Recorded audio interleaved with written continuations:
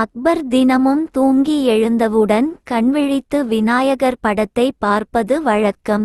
ஒரு நாள் அக்பரின் அறையினுள் எதிர்பாராமல் சிப்பாய் ஒருவர் நுழைந்துவிட்டார். அக்பர் அந்த சிப்பாயின் முகத்தில் விழித்துவிட்டார்.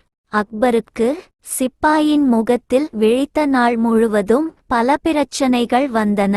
தான் அந்த சிப்பாயின் முகத்தில் விழித்தது தான் இதற்கு காரணம் என நினைத்து அந்தச் சிப்பாயை தூக்கில் போடுங்கள் என உத்தரவிட்டார். பீர்பாலுக்கு விஷயம் தெரிந்து மன்னரிடம் ஏன் அவரை தூக்கிலிடப் போகிறீர் என்று கோபமாக கேட்டார். அதற்கு இந்த சிப்பாயால் இன்று நாள் முழுவதும் எனக்கு ஏகப்பட்ட பிரச்சனை ஏற்பட்டது. இந்த சிப்பாயின் முகம் மிகவும் அபசகுனமானது என்று கூறினார். அதற்கு பீர்பால் பயங்கரமாக சிரித்தார். அக்பர் ஏன் சிரிக்கிறாய் என்று பீர்பாலிடம் கோபமாக கேட்டார். அதற்கு பீர்பால் நீங்கள் அவனுடைய முகத்தில் விழித்ததால் உங்களுக்கு பிரச்சனைகள் மட்டும் தான் ஏற்பட்டது. ஆனால் அவன் உங்கள் முகத்தில் விழித்ததால் அவனுக்கு உயிரே போகப் போகிறதே.